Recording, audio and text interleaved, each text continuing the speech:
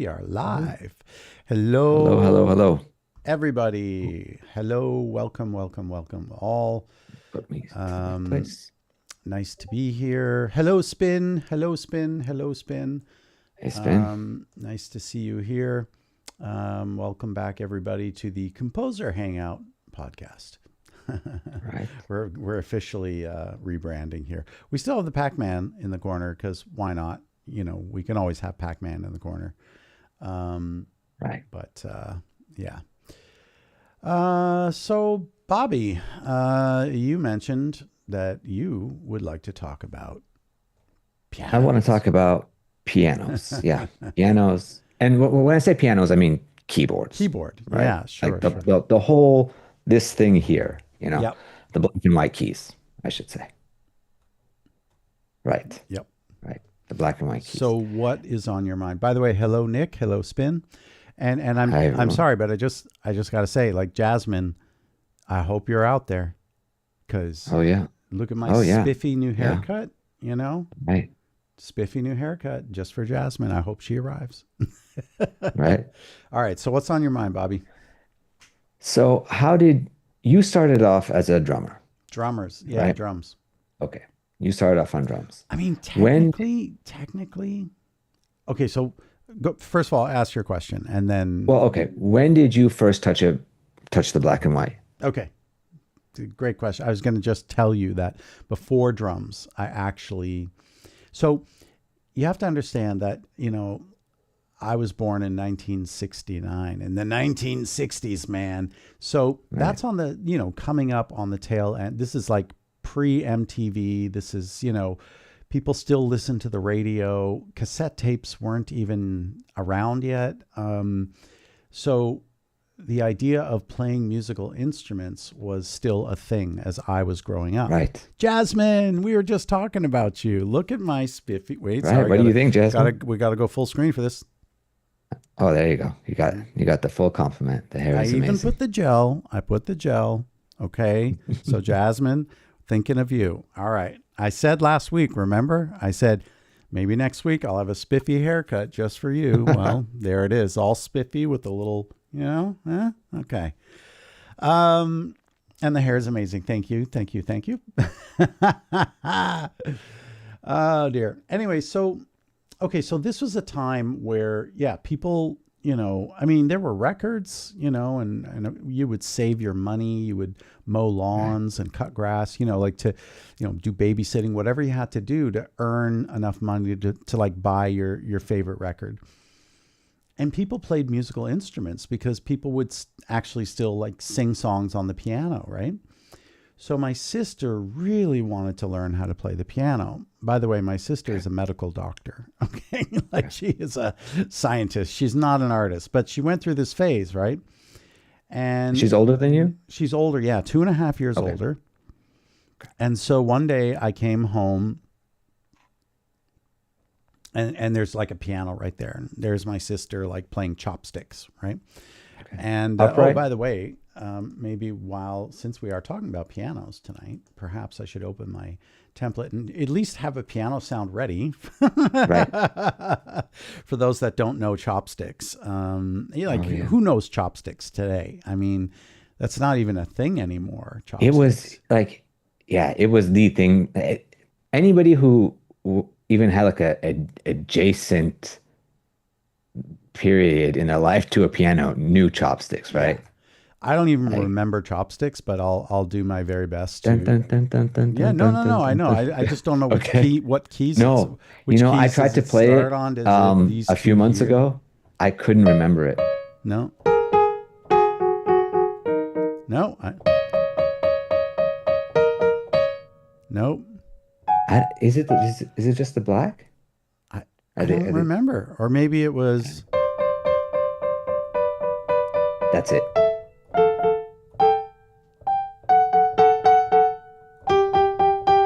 Yes. Yeah. Okay. Anyway, so I just failed chopsticks. So whenever whenever I say I'm a terrible musician, now you guys can actually There's believe the me. proof. I think it's here. Maybe it's here. No. Nope. Nope. Oh gosh. No. Anyway, whatever. So I failed. Anyway, this was a song that was like really easy to play, and like you could learn it, and like, you know, your friend would teach it to you, and blah, blah, blah. The point is, every public school, you know, there was always a piano. Always, right? Yeah. And so people would sort of like, it's kind of like, you can almost think of it like 4chan, you know, like a sort of a repository of collection of, you know, and so people would sort of trade little things that they learned on the piano. Okay. And I don't know when, where, or how, but this is literally the first thing that I ever learned on the piano. And it wasn't even chopsticks. It was... Blues.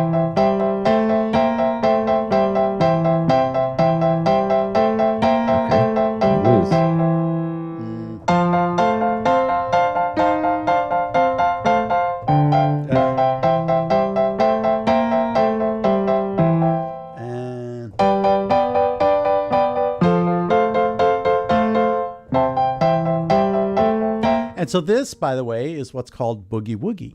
Okay. Right. Now you have to remember, when I learned boogie woogie, it's literally only 20 years after boogie woogie was actually invented. You understand? That's like how old I am. Okay. So this style, well, it doesn't even matter about the style, but the point is, that was the very first thing I learned, and I played it. I could play it like really fast. I practiced it. That was the only thing I knew. Now, flash forward several years later, when I'm at Berkeley, and I was talking to my grandmother, and I forgot this, completely forgot, but she said, I remember coming to your house because Renee had just, my older sister is Renee. Renee had, was practicing for her piano recital to, do her pieces she learned. And I sat in a chair and I listened to her play. And your grandfather and I, said, oh, that's great. Very nice, Renee. And then you came up and you said, hey, Grandma, I can also play the piano. And my grandmother said, oh, really? What, show us, right? And then I did my thing. And and she told me, David, when you played the piano, we moved and we danced and you had it. She's like, we just knew you had it. You had the music in you. So there, Bobby, is the story of my first experience with the black and white keys. Now, somewhere along the line, somebody at some point also taught me the pentatonic blues scale. So for those that don't know, oh, by the way, let's remind everyone, I am the enemy of music theory. We just want to remember, I am the enemy of music theory. Okay, so this is a minor pentatonic scale, but the blue note, or what we call blues, comes from that F sharp. That's the blue note. So you get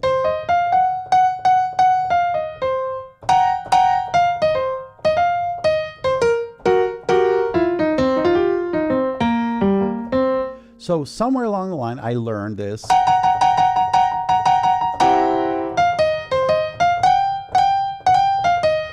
I don't know where, but that was the scale I learned.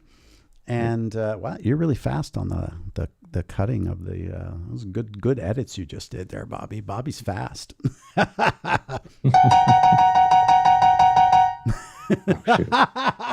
He's really fast, man. Look at him. He's good.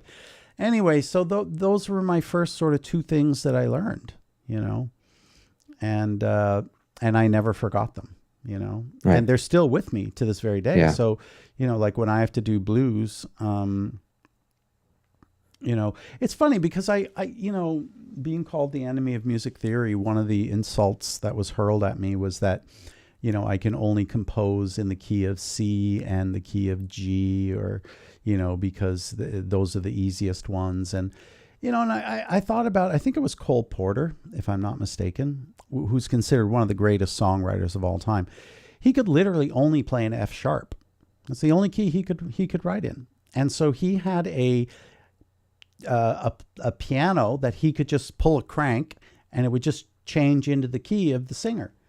And so, Right. Yeah. because that Yeah. was literally all he knew. He just knew one key. And he's the greatest.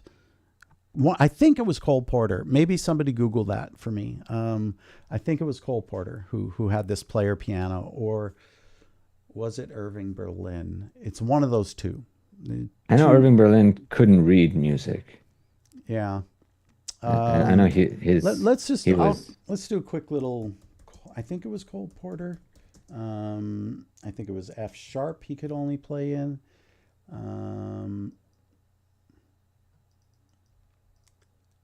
I think maybe I'm wrong. Um, hmm, let's see. Who was it? Now I don't know who it was. Uh,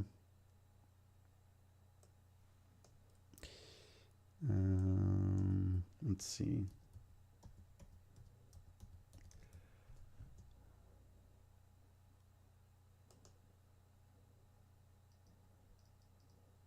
Irving Berlin. I it said was Cole Irving Porter. Berlin. Yeah, okay. Yeah. F sharp So major was his one that's key. right. F sharp. So it was Irving Berlin. By the way, Irving Berlin wrote God Bless America, okay? Like, which is considered the second national anthem, right? Right. And he could only play an F sharp, and so he had this. So yeah, anyway. So whenever I do have to do a blues solo, because I learned that scale when I was a kid, Hmm. I actually have this transpose button, Right. so I can just go into whatever key I want and maintain the shape. So I can do, or go back. So whatever, because I'm not a great musician. I'm really not, So that's how I, was introduced to the keys. So That's how. then you didn't really play piano or the Nope, keyboard never. until you got to Berkeley, and Right. that's when you started again. So okay. So then So flash forward. and let's use that to talk about how the black and whites are the foundation of composing and how. Right. So take me through Hmm. that. So we'll flash forward to when I was 15 and I started playing drums. Okay. So I was in a band with this guy named Bob, and it was just a two-person band, and we were trying to make little demos on 4-track cassette recorders. And Hmm. so, I was sort of like, the guy who played drums, and that was it. And that was all. That was all Right. I was allowed to do. But I had music in me that I needed to get out. And so I wrote my very first song, which I played it once on this stream, in fact. Yeah. Yeah, we did hear it. The very first song I ever wrote, where I played Right. drums, piano, guitar, and sang, right? And so I used that same piano that my sister had, and she abandoned, Hmm. and I made my first, 4-track cassette recording with piano. So in other words, I'd always sort of like looked at the piano even before I went to Berkeley, right? At the age of 15, and thought, what if I did this, and what if I did this? And by the way, the correct way of playing a chord on a piano is with 1, 3, and 5, right? Your thumb, middle, and your pinky, right? But at Right. 15, I always played like this. Oh, wow. I always did chords like this, and I didn't really know, but Right. I was doing it incorrectly. Anyway, so so yeah, I had all these bad habits, I suppose. And all through high school, I would continue to just kind of, just mess around on the piano and become familiar with it. So, Right. I remember like writing these little sort of things. I don't even know. They weren't really compositions, but I remember everybody always saying to me, "Oh, I could hear that in a movie. That sounds like a movie soundtrack." And so then I wrote my first composition. This is pre-Berkeley, the very first thing I ever like true composition. And I wrote it for, piano and solo violin, and just piano and one violin. And this is my first serious composition, and I have a recording of it, and I've never played it ever because it's like the most personal thing I've ever written. And it is actually arguably one of the greatest things I've ever written. And I refuse to play it publicly just because I don't know, because I guess, you know what it is? I'm a commercially available human being to anyone who wants to listen to my music. I have all these wonderful people like, Nick and Dalek and Spin and Jasmine and, Miles and all these people. And, I belong to them. I belong to you. I belong to anybody who loves my music. I did release my solo album, but I guess that piece is like so personal. I think eventually I will share it with everybody. And and I had no idea. I didn't study composition, nothing. And you want to know something incredible? When I was in my last year of high school, I went to the composition teacher because so many people told me, you should be a composer. You're so good at writing this music. And so I thought I'll minor in composition. So I went to the composition teacher and I said, I want to study composition. And she was like, oh, okay. So what level of harmony have you studied? I'm like, none. Okay, what level of theory? And I'm like, none. She's like, well, what about counterpoint? I'm like, well, what's counterpoint? She's like, well, without any of these basic skills, I'm very curious to know, what have you actually composed? And I was like, let me show you. And so I played this thing I'd been sort of working on, this like, Fantasia style, whatever, very romantic and, very lots of energy. And I'm there like, maybe 30 seconds in, and she's just polite, taps me on the shoulder. And she's like, David, I'm going to stop you now. And I'm like, well, of course she's going to stop. She knows I'm a genius. She's going to tell me I'm Beethoven. She's going to, of course she's stopping me now, right? Right. And so I was like, okay, so, yeah. She's like, well, David, listen, I want to be very, very blunt with you. And oh my God, you can't even imagine this story. How funny this story is, but whatever. Anyway, so she's, maybe I won't even tell the second half because it's like literally, I guess if I don't mention names, should be okay, right? Yeah. Okay. So, because the second half is just hilarious. So, anyway, so she says, listen, I want to be very honest with you. You have no skill. And you have no talent. So I cannot take you as a student. Okay. So stick to percussion. You're really good at it, and makes this like, right. Shaking the maracas, and I remember like, fuck you, bitch, in my head. Right. And literally, if anything, that made me more determined. I didn't listen to her. Prove her wrong. I was just like, fuck that, man. That's just one person's opinion. I'm not going to stop. Right. So I was like, okay, that's fine, and I walked out of her office and, I went right back to writing. I just lost one of my bean bags. All right. I'll have to live with that. Anyway, so I left her office. I continued writing. I got accepted into Berklee College of Music as a percussion performance major. And because they don't let you switch your major, because so many people said you should do film composing, that I wanted to transfer. So I made a portfolio and I submitted it to the department. And in my second semester, I got accepted into the Berklee film scoring program. Right. So this is literally like less than 12 months after I was told I had no talent and skill. Okay. So this is why I don't listen to the haters. Never. Right. Okay. So now there I am at Berklee. Now in Berklee, it's mandatory. Like you have to take 1 year of piano study. Doesn't matter what instrument you play. You're a singer, you study piano. You could play guitar, you still got to play piano. Saxophone, got to study piano. Because you can't graduate from Berklee unless you can play all scales in all 12 keys and all 7 church modes. And you have to be able to do it all, right? And know and play. And not just that, all your chords, your voicings, all your different, you have to know all your enharmonic equivalents. Like it's a lot. It's a lot, right. you know? So there I got some formal piano lessons and training, right? And it's like a piano class that's taught in a lab, right? And then you know the teacher teaches you stuff, and then you put your headphones on, and you know you have to then practice privately, and then you know the teacher will come, you unplug, you turn your volume up like this, and she'll say, "Oh no, it's Right.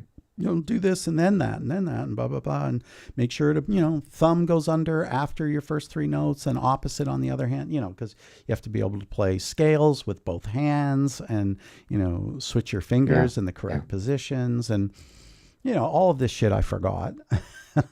You know, I spent so much time forgetting everything I learned after Berklee because it took a lot of the joy out of music. I got to be honest. But anyway, that's kind of where I was more, you know, became obsessed with like not learning how to play piano, but learning how to do every chord progression type and learning all the different voicings. And this is where I really, really got into the, you know, the study of voice leading, you know, and, you know, which is the idea that, for example, like if you have a C major chord, right, you can play it like this. If you have an F chord, you can do that, and G, right?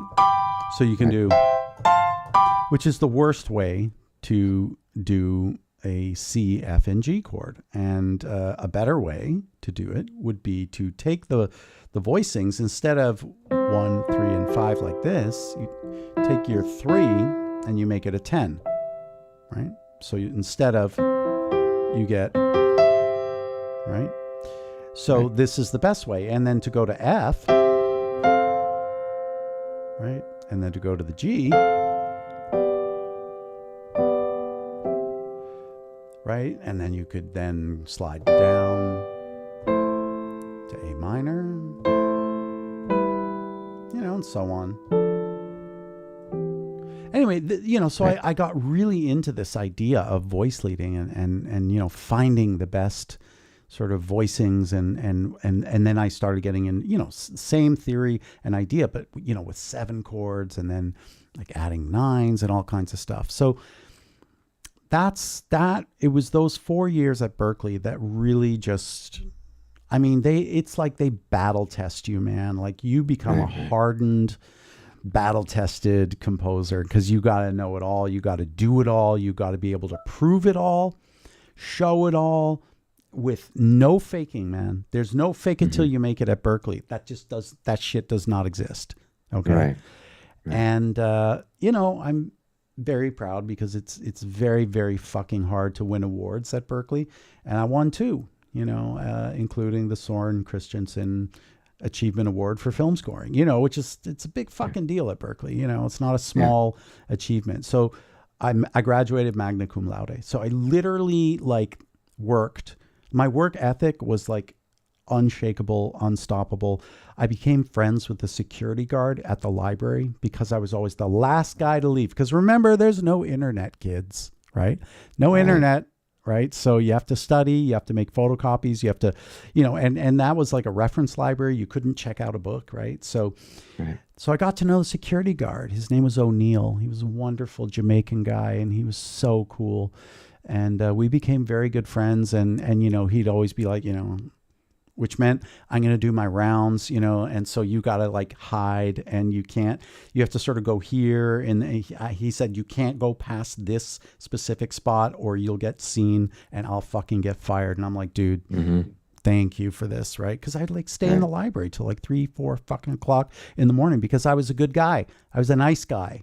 And I treated O'Neill with the utmost respect, and I befriended him, not because I wanted to stay in the library late, because he's a fucking cool guy. He's a great guy, you know?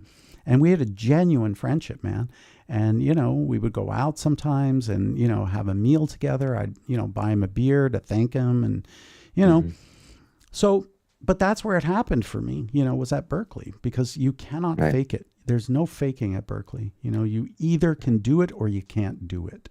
you know? So when you were in the piano classes, did you was it just a natural extension to film composing for you? Did you recognize that like, okay, I'm gonna learn everything on this, and then it's just the next step is to apply this to that.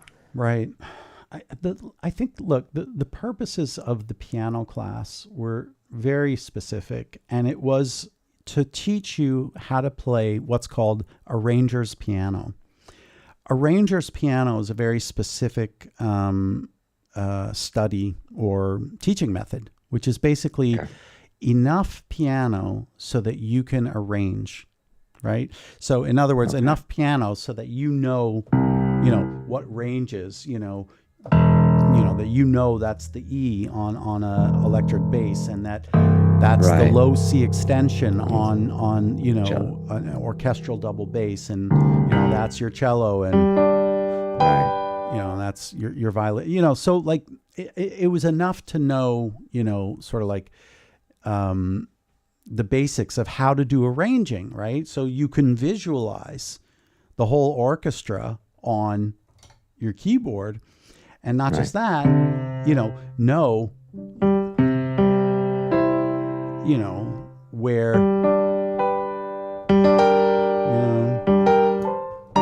that a solo violinist could, in fact, with double stops, play these chords, right? And knowing where they are and knowing how to space out the voicings and stuff. That's called Right. arranger's piano. And so it's sort of like enough piano. You don't need to be a good player. You don't even need to be able to read music. It's just literally enough that you can also sit down, for example, with a singer. Also, Right. and play, and then just basically be like, all right, here, I'm going to play this, and then, well,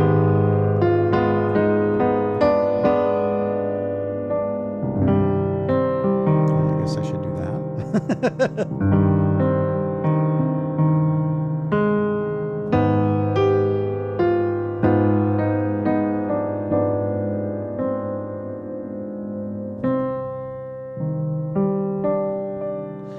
And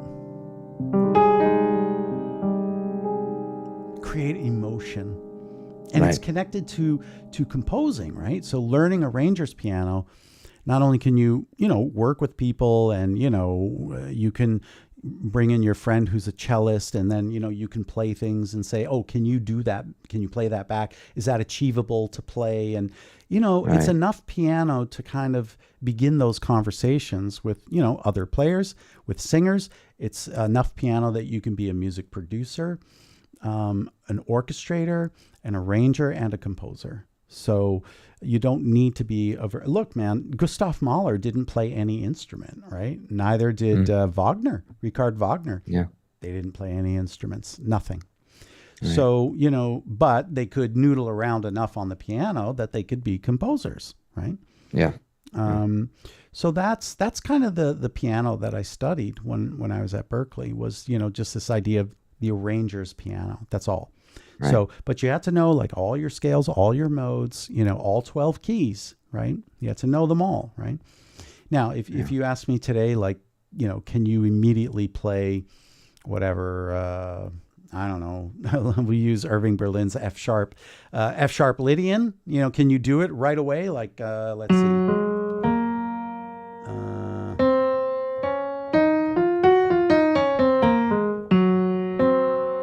Yeah, I can. So like, I remembered that, so, Right. could I do it in every single key? I don't know, do I remember it all? No, because I spent a lot of time trying to forget all my theory. And the reason for Right. that is that when I would play, if I started, okay, that song I was just doing, I see in my brain C minor or 1 minor, right? And then I see flat 6 minor MA7, major 7.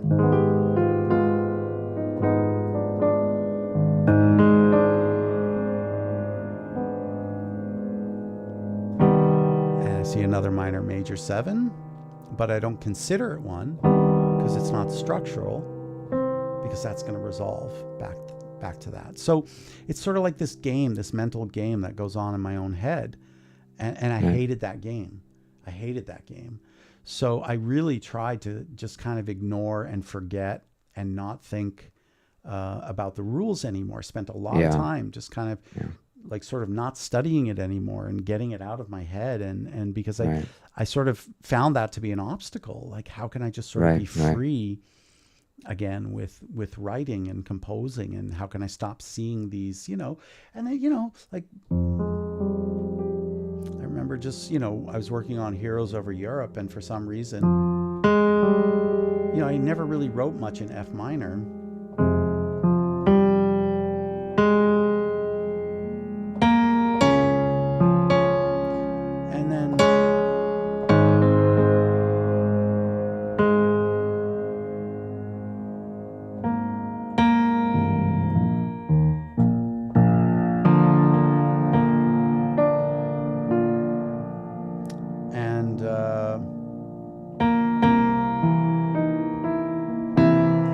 And then I started, I just gravitated to F minor one day for no particular reason. I think you're on the wrong camera.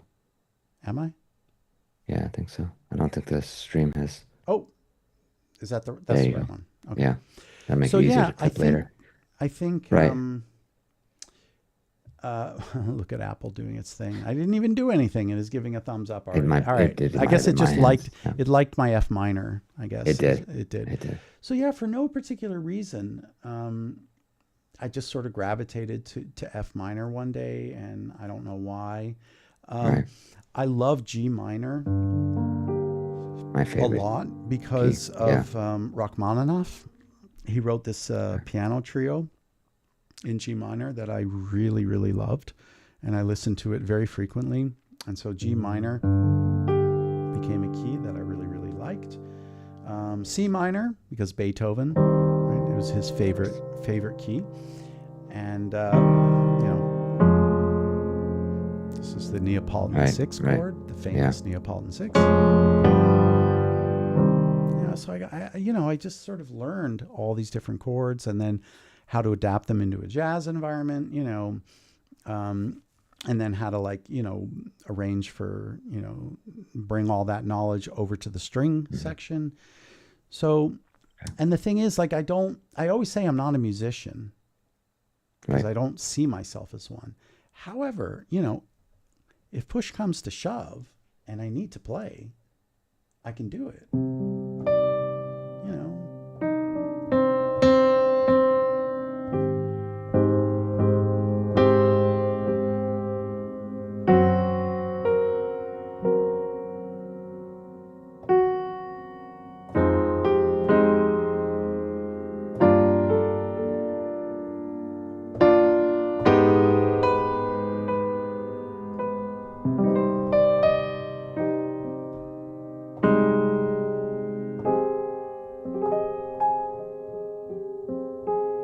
This is all my years of just sitting with a piano, still and calm, and just,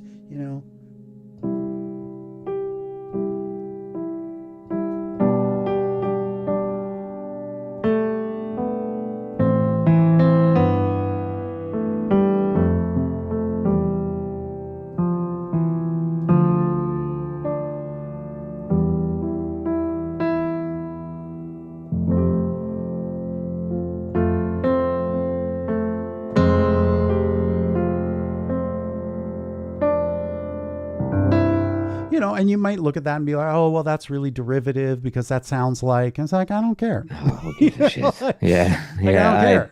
I'm so over that, right? Yeah, like that. Those are my emotions. Those are pure and raw emotions. Speaking of which, did you know that Hans Zimmer was sued by the Holtz estates? Of course he was for Gladiator. For Gladiator, yeah. Because he literally, note for note, without changing a damn thing, and he deserved that one, man. Like, you fucked that one up, man. Bum ba ba ba bum ba ba ba bum ba ba bum bum bum ba ba ba. I mean, it's like note for note. It wasn't even trying to hide. And look, when you hear people, saying things like, Stravinsky, good composers imitate, great ones steal, it's like they steal because they acknowledge their sources, but then they put themselves into it, right? Mm, Right? okay. They don't just So I like think it was too much of a copy and not enough of see, a inspiration. see, there's a difference between derivative music and stealing, because Mm, theft is like, you really know that shit's not yours, right? And you're taking it and you're consciously taking it, but you are making it your own. And for example, Shostakovich 8, third movement, one of my favorite pieces in Draconis, Cult of the Worm, one of my combat tracks. I mean, I literally ripped off the first riff and kind of everything, intense about it. But it was a David Logan track. If you listen to it, it's right. like, yeah, that's Logan, you know. But I literally tipped my hat to Shostakovich, in a Right. way of being like, I am acknowledging where this is coming from, but I am putting my own artistry into it, and that is, what was I going to say? Yeah, there's a big difference, man. And whenever you listen to, I mean, first of all, Gladiator is a fucking amazing score. There's no question. Yes. But I think Yes. look, John Williams stole Star Wars, but he made it Right. better. He didn't, well, he did some things note for note, but he improved upon it. And he also did what his boss asked him to do. Lucas is like, listen, man, here's the keys to the vault at 20th Century Fox. Go down to the Right. score vault, get me some big grand soundtracks from the 1940s, and let's kind of use that as the basis of Star Wars. John Williams did exactly what he was required to do. I But mean, do we know if Ridley Scott gave any notes to I Hans Zimmer? don't I'm sure know. it came up in the I trial don't. and stuff. I really don't know But much about how Gladiator came to be as far as the soundtrack. I know right. it is a great achievement in film scoring, mostly just because like the mix. When you listen to the mix, it's just like it is like one of the largest, fattest, juiciest sounding soundtracks. But Alan it Meyerson, man. To this day, every time somebody compliments Hans Zimmer, the first thing he says is that it's all Alan's mix. well, okay, sure, You know, and I don't that's I don't know what that guy does, but well, he's he does it really well. right. And my theory, I don't have proof, but I think they combine live orchestra with samples, Oh, 100%. Yeah, so I think 100%. No, that's no, what. like he has said it multiple times. Okay, so That fine, yeah, my theory is correct. So, right. but the thing is, when we listen to that section of Mars Hmm. specifically, it's just sort of like you eye roll a little bit, like, oh, come on, really? You couldn't have done something Right. better. Because John Williams also steals directly from Mars, but he made it in his own way. Like he really, and he also, I think he stole from Neptune as well. He stole from a lot of the Holst Planet Suite, but he didn't get sued for it because he did it in a respectful way, you know. And I think, yeah, when you listen to the Hans Zimmer Gladiator, it's not exactly respectful. Very It's respectful. just like note for Interesting. note. But I want to switch Right. gears for 1 second, and I want to play Sure. you something, and I want to tell you this little story, okay? Okay. Because this is a really really interesting moment in my career, Okay. and this is my second feature film, and I'm gonna have to find. I well, we'll just start with the main title theme here. So this is from my second feature film. Most of it was solo piano, and here, let's just listen. Okay.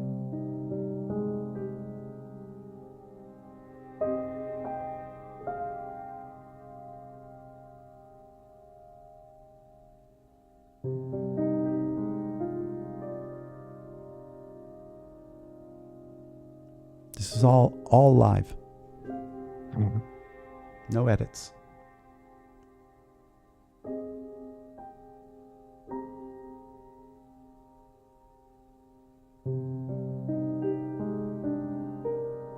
And it was done to picture as I was watching the picture.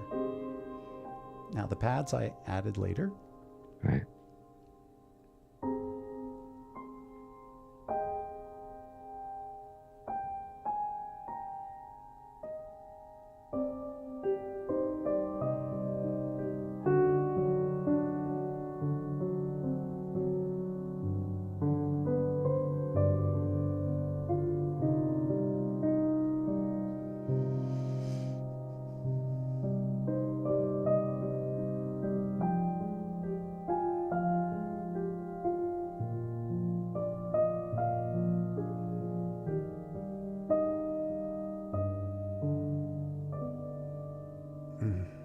And I got, That's beautiful.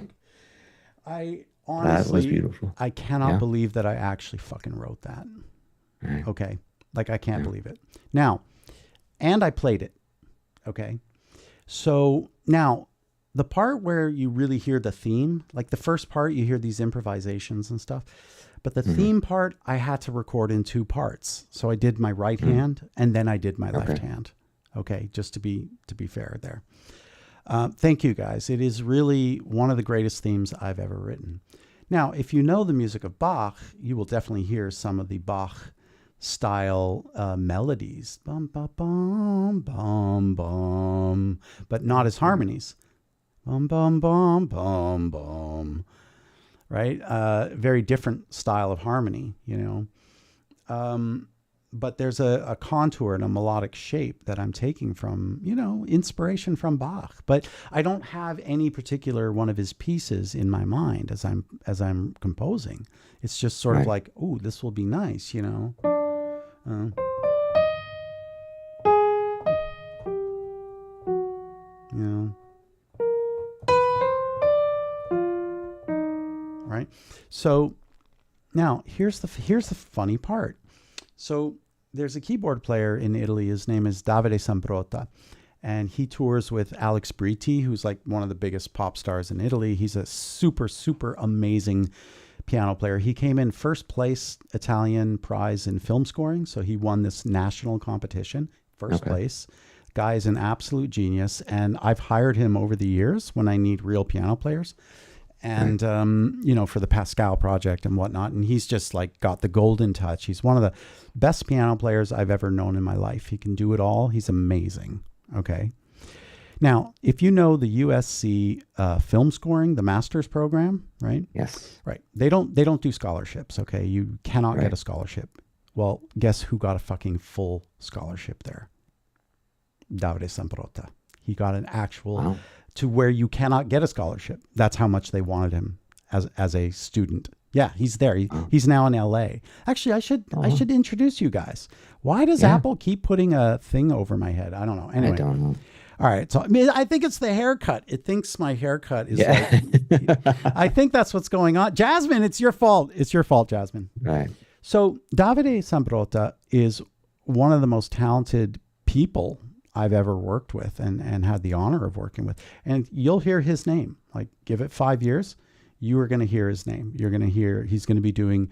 And I just said, look, man, because I mentored him as well. I taught him, you know, music production, arranging, how to make records, and, you know, and of course, like, you know, string arranging, horn arranging, like a lot of things he wasn't like, you know, great at. He was really good at them, but I really gave him a lot of knowledge and mentored him. And, you know, also interpersonally, you know, we developed a friendship over the years. Anyway, he's a wonderful guy, you know, and his mom's American, actually. So he has American citizenship, and his dad's Italian. Nice. So, and he speaks fluent, perfect American English, right? Oh, okay. Anyway, yeah. So like, there's no accent. He's got, and he speaks perfect Italian as well. Anyway, point being, he's incredible, super talented. I said, listen, man, my only ask when you win your Oscar, just give me a shout out, man. Just be like, I'd also like to thank David Logan for for his mentorship. And no, I'm very close with Davide. He's a real dear friend, and he's a wonderful human being. He's one of the most gentle, kind, and he deserves all of his greatness and his success. Yeah. Anyway, so he and I have done quite a few things together over the years. Okay, why am I telling you this? Because David Logan over here, completely not trained piano player, completely self-taught piano player, who only had 1 year of arranger's piano at Berkeley in a lab with like 30 other students. Davide Sambrota, when he heard my Rosa soundtrack, he's like, but like who did the voicings on, like, who played the piano? Because it's fucking amazing. And I'm like, I did. Shut up. You shut up. You always say you're not a real musician. Dude, I can't fucking can you teach that to me? Because that's just amazing what you did. And it Right. was like one of the happiest moments of my life, because I really don't see myself. I don't spend any time practicing. I don't, but I guess Hmm. all those years, right? Like all those years of like, just like, yeah, like just stuff like this, you know?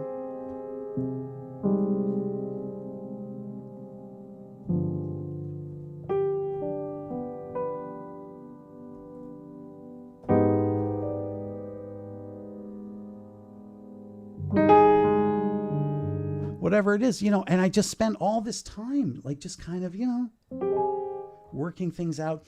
I would look at alternate ways of like voicing different chords and, like, okay, what about, inversions of, just like something as simple, starting your seven chord on the B. Right.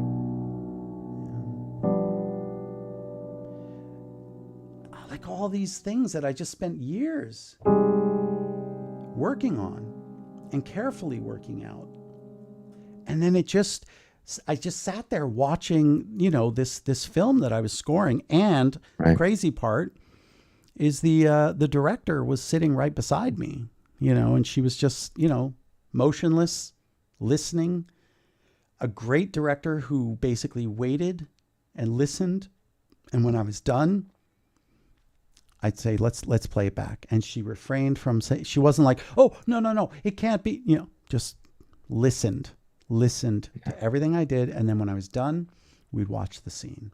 She'd say, oh, this first sequence is just absolutely perfect. But, when we get here, is there any way we can, do something a little bit less and do something more like this or whatever it is, So, yeah, that first opening sequence that Davide heard that, Right. it Right. was just like, how, and there were a lot of moments like that in the soundtrack where, like, let's try this one here.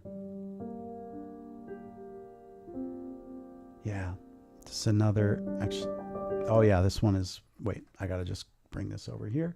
Just turn this up a little bit. Yeah, this is another really good improvised and well done piano performance of mine.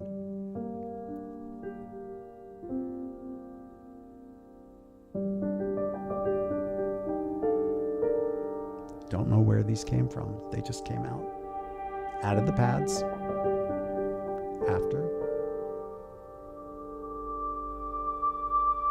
It's a mellotron, by the way. Uh-huh. Those voicings, delicious.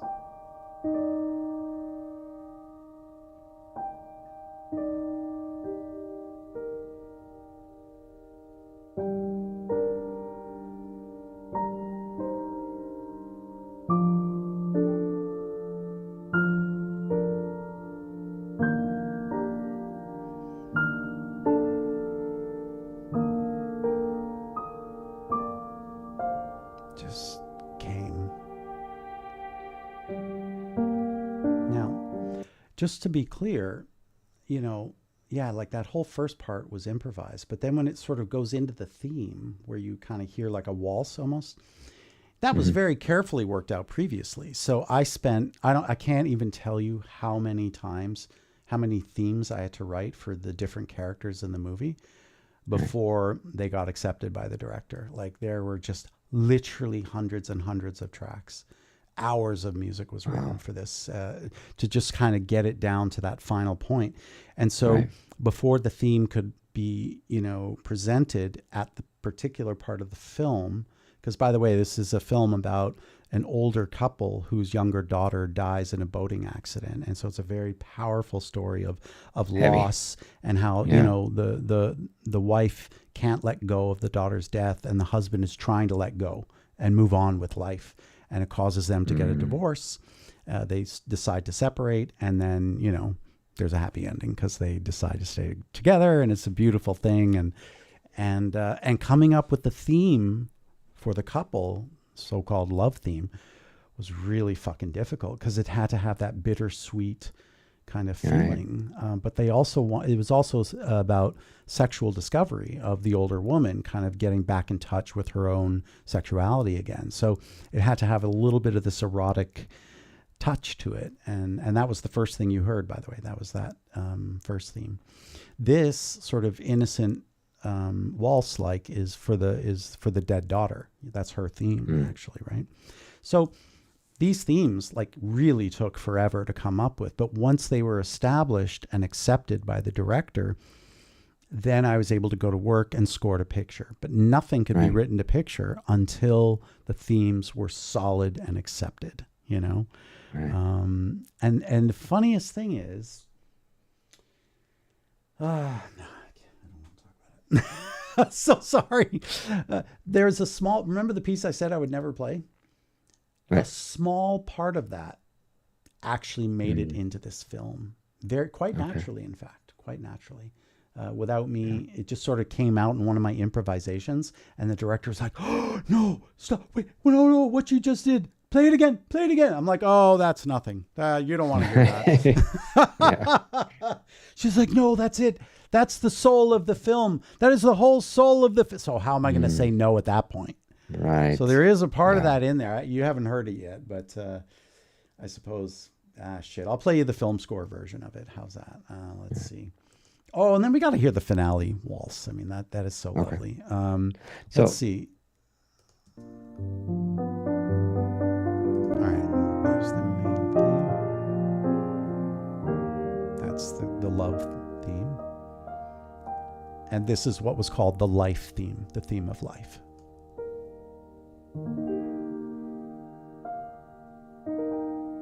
I wrote this when I was 19 years old.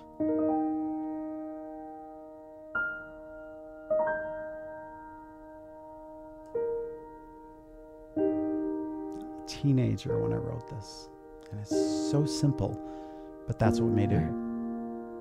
Yeah. That's the end of the film, by the way.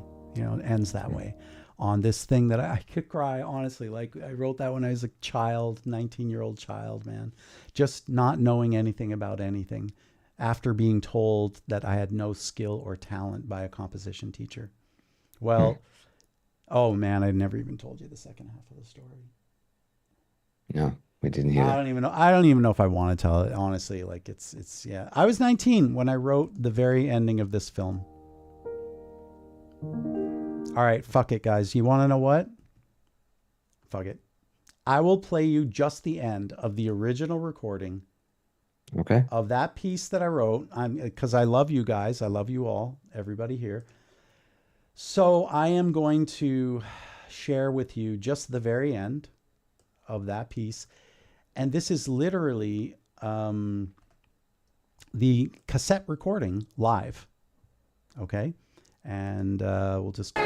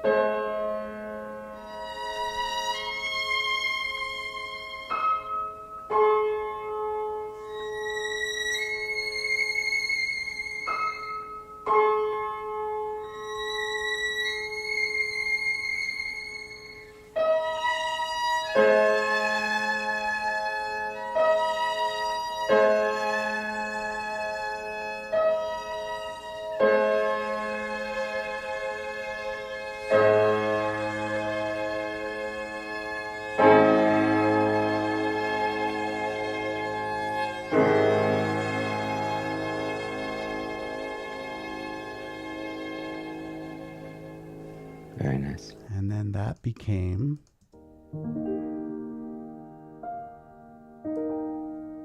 Right. You can hear it now. Anyway, fuck me, man. My journey of becoming a composer. Yeah. Jesus. On a feature film, I went full circle back to being 19, because that just sort of came out in one of my improvisation sessions with the director. And she was just like, that's it. That's the soul of the film. That's the innocence. That's the life. And literally the final cut happens on the very last note. And then it changes, it goes to black. And then after that, you hear the waltz over the end credit, which I would like to play. And I hope that we're not too far away here from, like, you know, what we were talking about before. Maybe no, because my next question will kind of tie all of this together.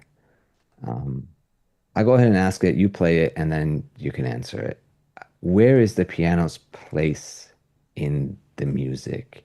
Because the strings have their place, right? Right. The brass has its place, the woodwinds, the drums and percussion. When does the piano make it? Because it's where everything starts, and then when do you decide, like, okay, I think I need a piano for this? Right. You know, especially when it comes to orchestral. Right. Well, the piano, I mean, if I could only have one instrument for the rest of my life, there's no question. And I think most, you know, musicians, composers, you know, I mean, unless they're a violinist, they'd probably choose a violin. But I think every composer, songwriter, singer would probably choose a piano or a guitar, you know. But the piano, I suppose, is ground zero for creation. It is the composer's beginning place. It is the place where everything begins. You look at you see, you know, with a violin, you're not looking down on what you're playing, right? Like, you have to feel your way. Same thing with guitar. Mm-hmm. Like today I had to write these guitar parts. I was doing like a Nirvana punk / Sex Pistols track, and they're like, rah, rah, rah, you know, but I'm like sort of looking like, oh, where's my finger? You know, but like, you know, with the piano, it's like, it's all like, it's like right there, man. It's like right in front of you, you know? And so, and you can cover so much territory, right? Right. So you've got all this at your disposal. And I guess, you know, orchestrally, I really only use the piano for accents. So if I have like full orchestra, like, you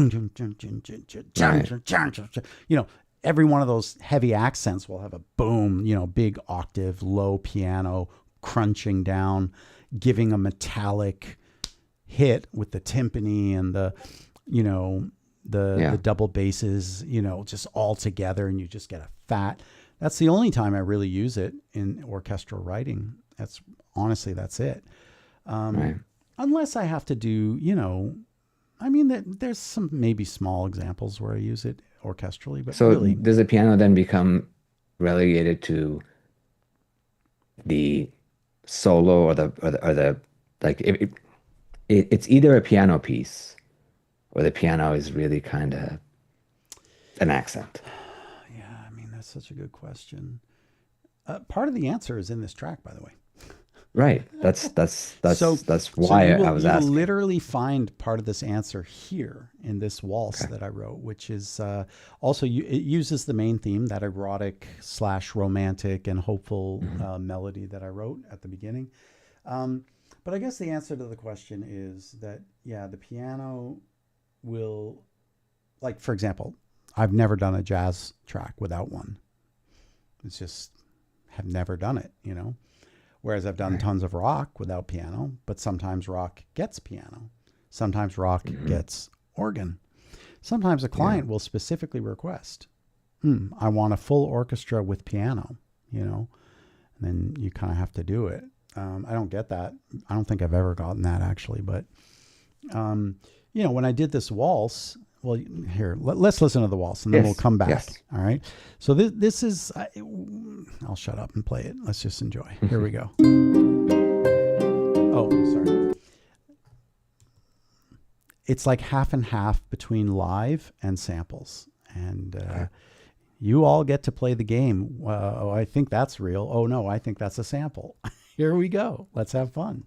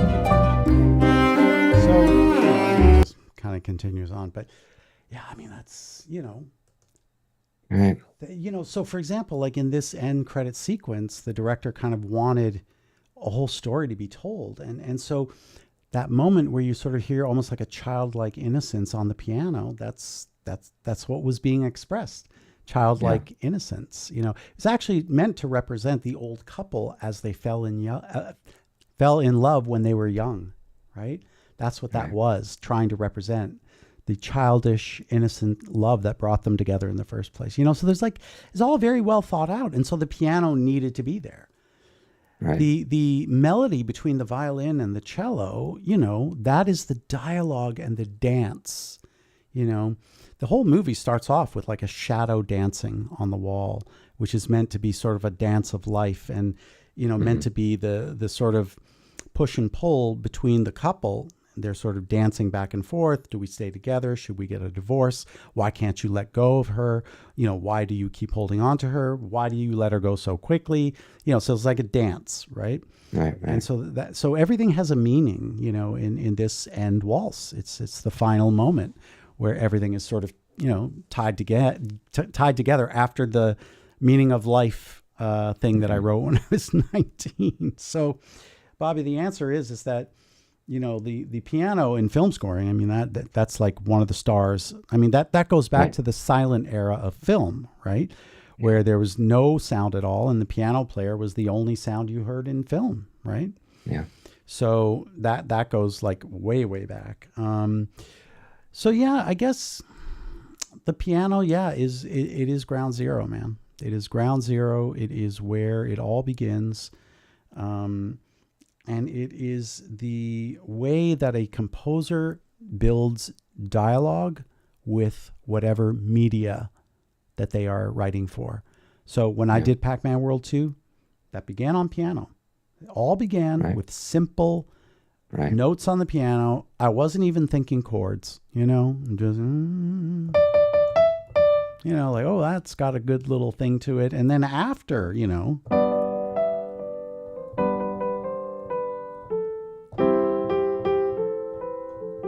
right? So, it's Right. so hard to explain, but I guess I look, you know, some of the greats are all like self-taught piano players. Like Hans Zimmer didn't, he's all self-taught, Yeah.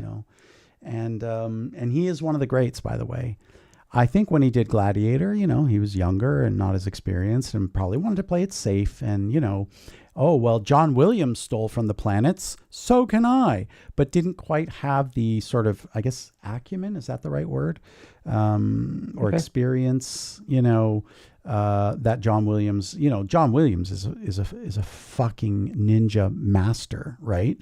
So Right. like you can't be like, well, if he stole, I steal. That's fair. It's like, no, because you're not a master. And I don't think Hans Zimmer is a master level composer. I think he's a master level film score producer that composes great music. Don't get me wrong. He's no Okay. chump. So- He's no chump. Right. Right. But he's not a Bernard Herrmann. He's not Right. a David Right. Newman. He's not a John Williams, right? I mean, even Danny Elfman, I would put Danny Elfman in the master category. Like he's just a Yeah. I think. master. Yeah. Danny is pretty damn good. He's incredible. Like Right. he's just a unique, one of a kind, amazing master. At what he does. By the way, guys, I'm so sorry. I'm not really following the chat because we just sort of wanted to have a focused conversation tonight. But maybe, if it's okay with you, Bobby, maybe we can just, Yeah. Yeah. I if think there are we can go specific through it. questions, I'll try to sort of work backwards. Oh, stop for all your nice things you're saying about me. Thank you, though. Oh, stop it. Stop it. Just stop Right. it. Yeah, I mean, Namco's never going to call me. Well, never say never, right? I mean, but I No, never very, say very never. much doubt that Namco's ever going to call me again. They might call you to sue you, They might call me. but Oh God, Bobby, please don't say it's still a that. phone call. I'm just You're really joking. freaking me out now. Don't say No, that. I'm just kidding. Oh, I'm I just hope kidding. so.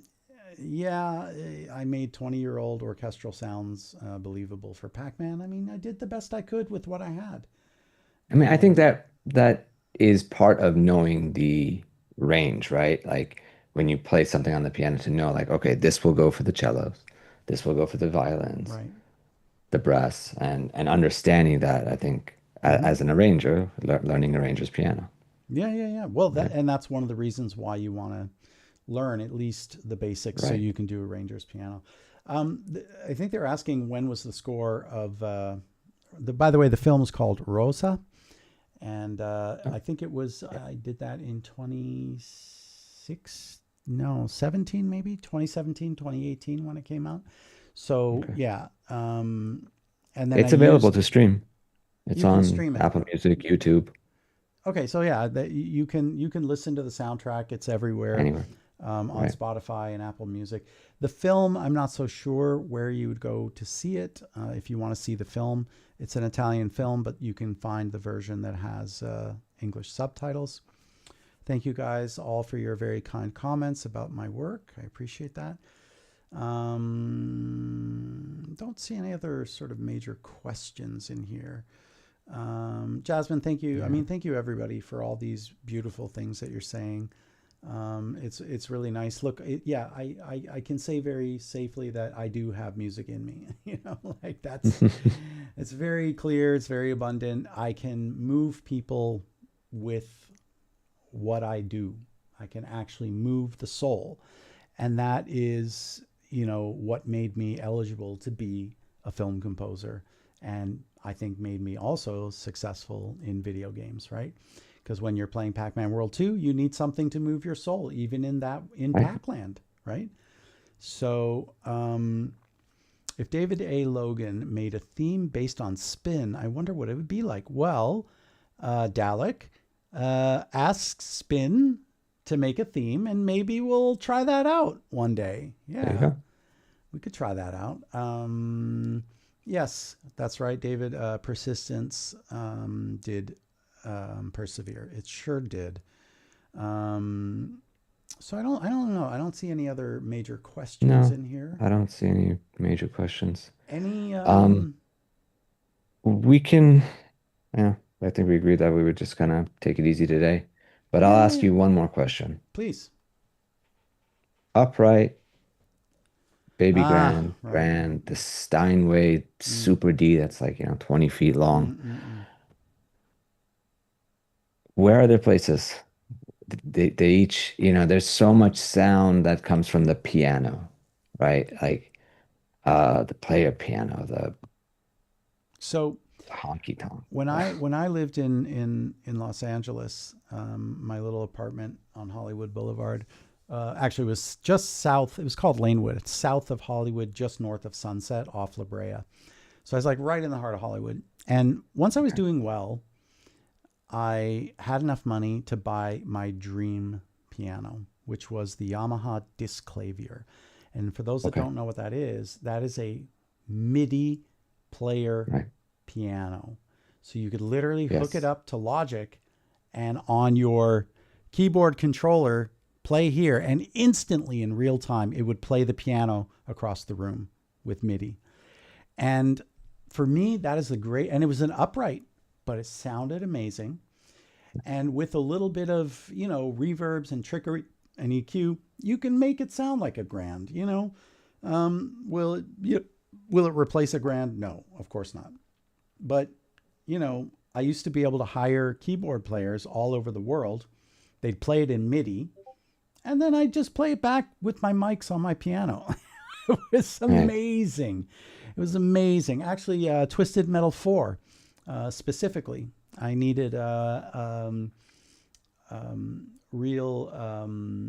I wrote, like a Scott Joplin ragtime style piece, and I had a friend of mine in Toronto who specialized in ragtime piano playing. So I gave him the theme, and he adapted it to ragtime and played it MIDI, sent it to me. Boom, client happy.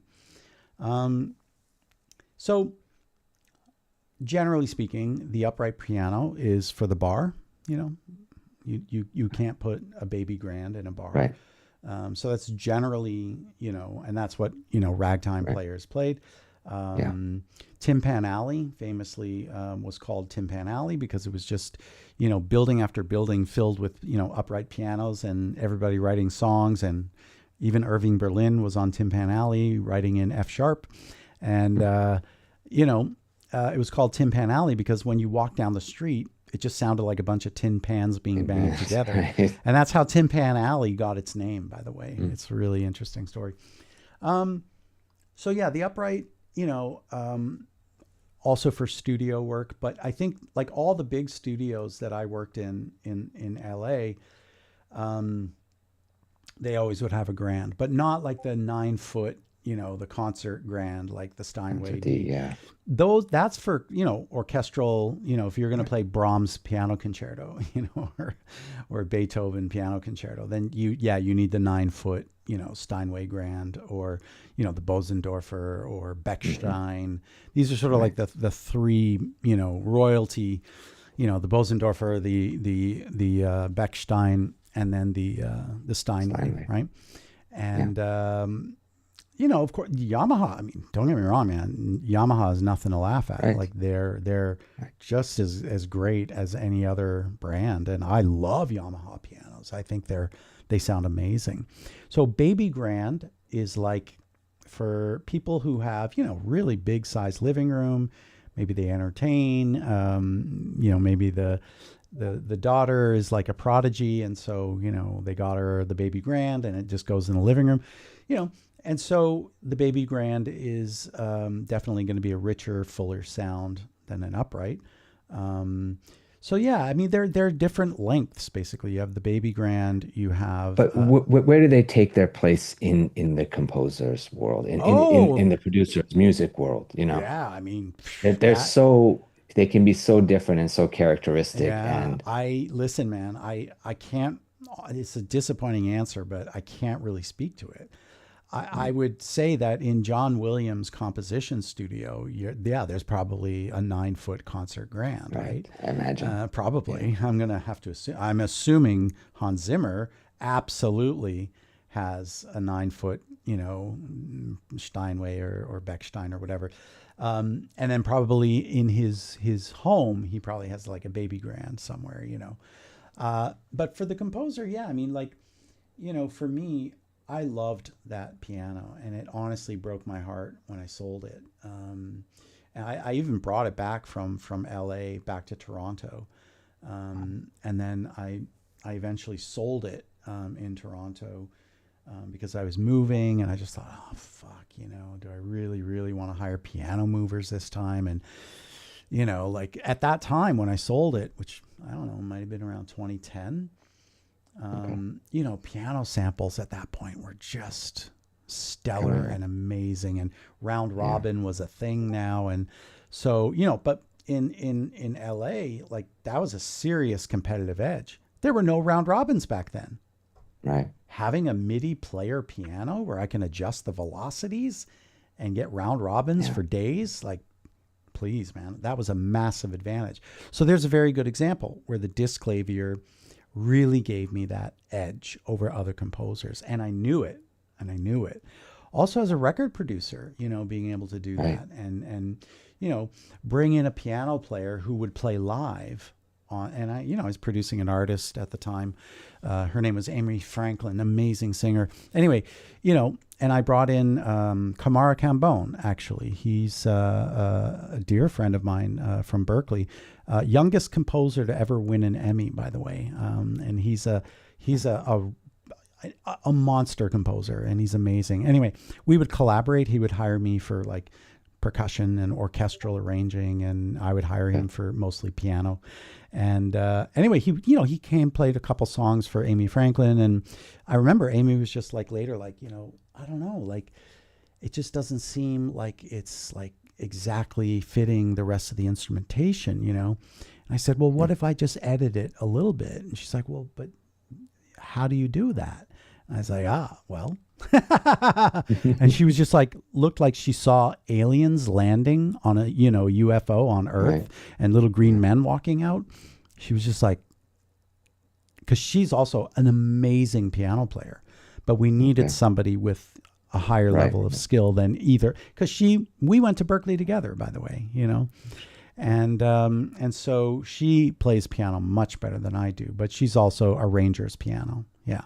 I love her. I love you, Amy. If anyway you're hearing this, I do. She's family to me. She really is. She's incredible. Wonderful, wonderful person. Amazing. And we went through everything together, like at Berkeley, heartache, pain, betrayal in our respective relationships. I had a girlfriend, she had a boyfriend, and we were just, like two people that were never attracted to each other, both attractive people, but just like there was that brother sister kind of feeling between us. Yeah. You meet somebody and it just feels that way. And that's how it always felt with Amy. Anyway, so, that was my dream piano. I literally am not even joking. I really want to get one again.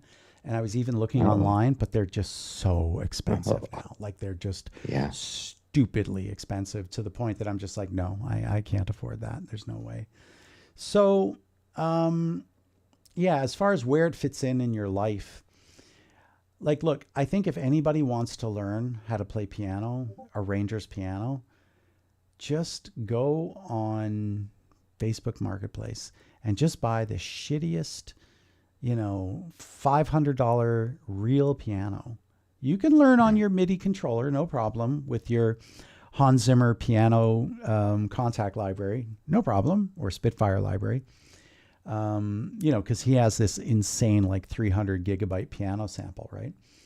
You can do that, but you got to feel and touch this real instrument, get your hands on a real, or at least, get access. If you have a friend who has a real one, you can learn on your MIDI controller. Yeah. But you know what? They had Tim Panelli also at Berkeley, like these rows and rows and rows of just pianos. And you would just go with your ID card. You gave it up at the front desk. They gave you a key with a number. You went to the number, you opened it up, you sat at the piano, and you just heard everybody playing. But as soon as you played, you only heard yourself. That was it, right? Yeah. So get some access to a real piano. And then I had my synthesizer, my U220, which actually had the key version, the U20, and which, by the way, as Spin knows, that was used on Pac-Man World 2. Yes, it was, Spin. By the way, congratulations to Spin. He did a version of Canyon Chaos that is amazing, that blew my mind. That honestly, it would pass for David Logan. Like, honestly, if you hear it, you'd just be like, oh yeah, that's from Pac-Man World 2. You would just be like, yeah, David Logan made that. But nope, Spin made it. You know why? He has the Dal bongos. That's why. But I don't know how you figured it out, man. Like, you really figured it out. I don't know what you did. Did you use the MIDI track from Bare Basics on Canyon Chaos, Spin? Anyway, he nailed it. If you come to my Discord server, you can go and listen to it. Just great job, Spin. Really, really, I really can't tell you enough how much I enjoyed it. So yeah, I think that the answer to your question honestly just depends on how rich are you. I'm not rich, so I don't have a real piano anymore, and I don't have space. There's a very high likelihood that I'll be moving in the next 6 months. And, business-wise, things have not been great. Like, we lost a big client recently. Right. So that's really not good for my financial situation. So even if I wanted to buy a piano, I don't know that I could afford to do that now. And I definitely cannot afford a disc clavier. I just blew a bunch of cash on my Super Jupiter. So I'm like broke now, and my modular setup, so... Spin, you're amazing. Spin, I'm going to be very honest with you. I honestly, after hearing that, I thought to myself, this guy is good enough to like work with Orb. I'm serious, man. Like you did a fine and outstanding job. Like it's outstanding compared to my Canyon Chaos. Like I couldn't believe it, I couldn't believe it. I was just like, oh my goodness, it was just that good, Anyway, Spin and I were also talking about the fact that all the original reverbs and delays are lost forever because it was all done on the Mackie Digital 8 bus console, which I sold years ago with, and I formatted the hard drive and it's all gone. It's just gone. Right. I remember I saved all the mixes on floppy disks, but we all know how that went, right? Like everybody's floppies. Right. In a proprietary format in Mackie Digital 8 bus format. Like no one's going to hang on to that. No one. And I certainly did not hang on to that. So we'll never hear those mixes originally as they were meant to be heard.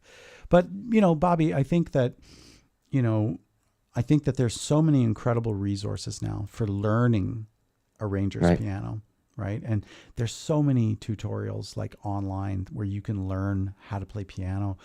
And so, if you want to, if the purposes of like wanting to know more about pianos that you want to, genuinely get better at it, just go on YouTube, start learning, always ask me questions every time we meet. You can always ask me about things.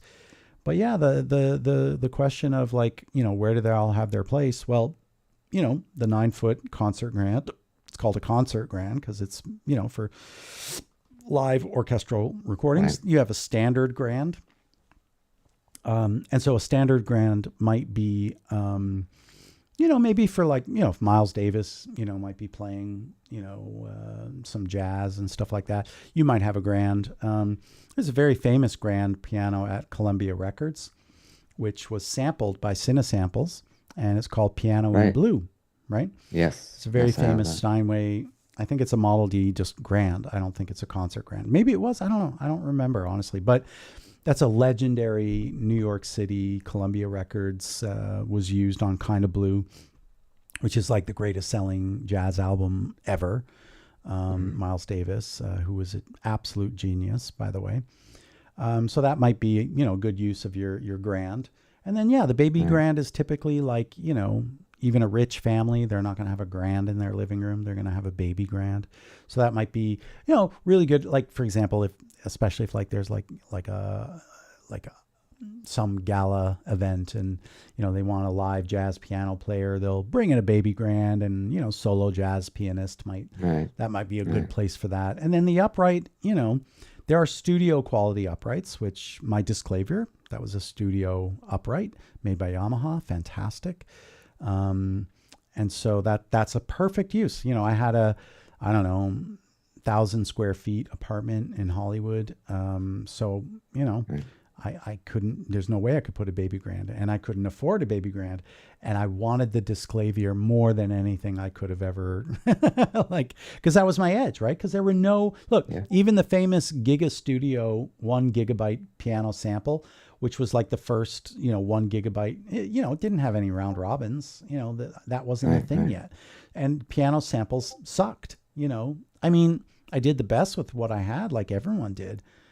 So I wanted round robins, man. I wanted to, so the best way to do that, you get a fucking Disclavier, So that's the perfect example. And so smaller, like boutique studios will either have a Disclavier or some kind of a high quality upright. And this is where Yamaha really shines, in the upright department, I don't even think Steinway, I mean, they do make them, I'm sure, but that's not their market, right?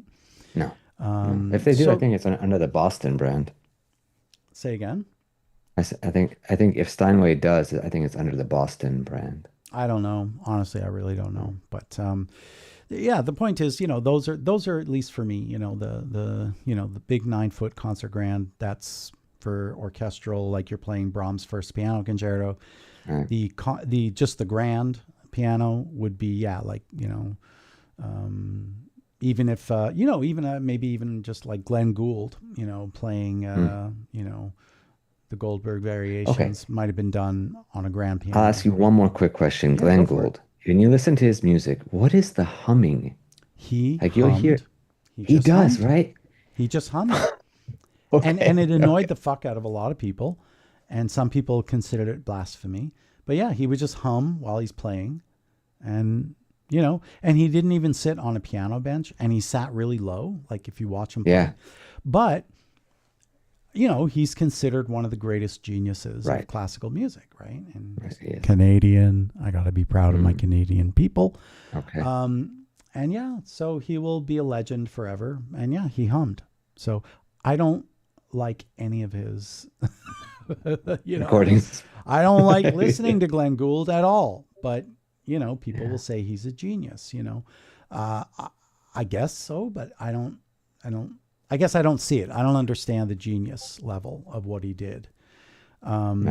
So, but you see, the thing about classical music and about just even choosing your piano, right? Like first of all, you're insulting Bach. This is why I don't understand the genius, right? Like he literally is insulting Bach. Anyone who plays Bach on a piano is insulting Bach. Why? Because, Bach hated the fucking piano. He thought it was the ugliest sound he ever heard. His son invited him, I think he was the court composer of maybe Friedrich of Prussia, and they had the new pianoforte, and Dad, come to the court and play, like, look, and Bach sat down and, what a terrible sound, just hated it, thought it was disgusting. So anyone who plays Bach on the piano, you're actually insulting Bach, because he preferred the harpsichord. That was what he wrote on. That's what he played on. There were no dynamics. It was all just forte, loud. So yeah, that's I guess that's it. I mean, did that answer your final question? Hey, that was fun. Yeah. Okay. Yeah. Anybody else in there have a final question before we sign off for the evening? This is a really fun stream. I like these topics we're doing. They're kind of fun. Yeah. Yeah. Very fun. Anyway, Spin, again, just fantastic job. I really, really want to just commend you on what you did. And don't worry, Nick, it always turns around. I've been in business for 30 years. I don't see myself ever going out of business. The funny thing is, every gig I ever get, I'm like, this is it, the last gig. Like no one's ever going to hire me ever again. It always feels like that. And then, something comes. It usually does. Right. FP, I want to say a special thank you to you for bringing your students here.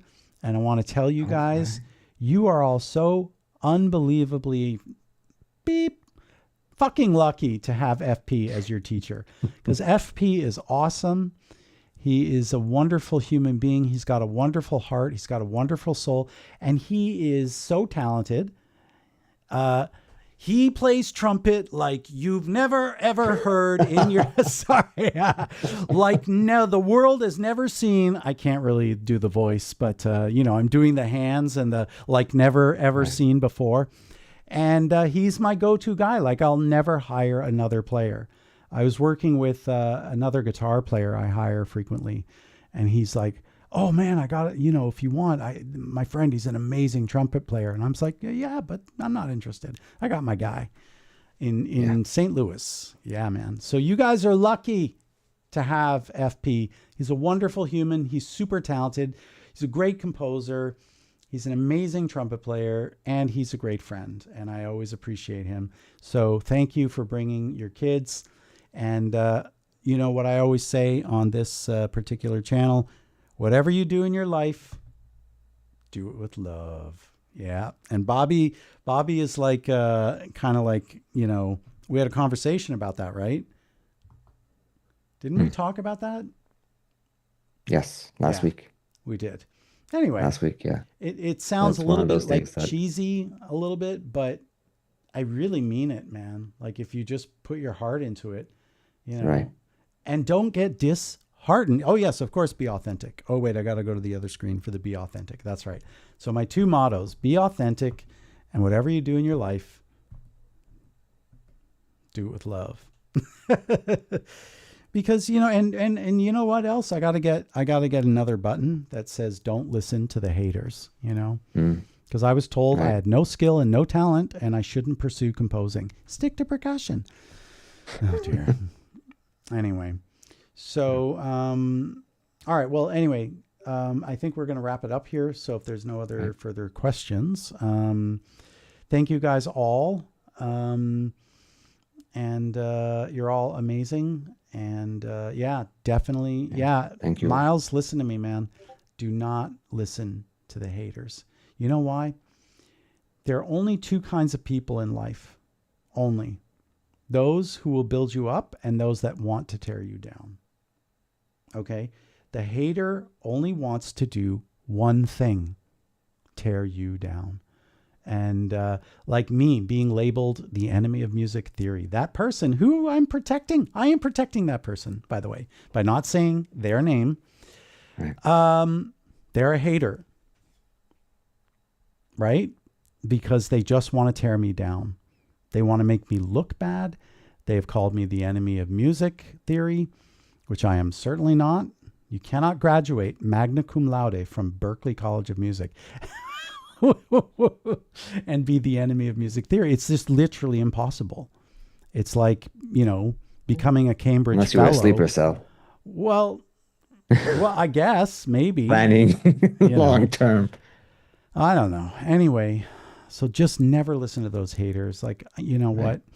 If it brings that person some great happiness in their life to label me the enemy of music theory, and then great, man. Hey, man, if I can be the source of your pride and happiness that you're somehow destroying me, wonderful. Good on you, man. Knock yourself out. But I'll never stop what I'm doing, and I will do everything I do with love. Absolutely. So, all right. Thank you, guys. Thank you, everybody.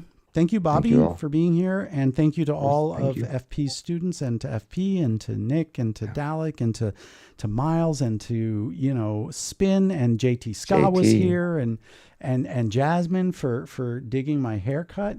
Thank you, everybody. And if I missed anyone, I apologize.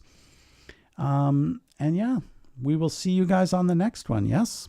Yeah. So like I always say, I think that the purpose of life is to find some purpose in life. And I think the meaning of life is to find some meaning in life.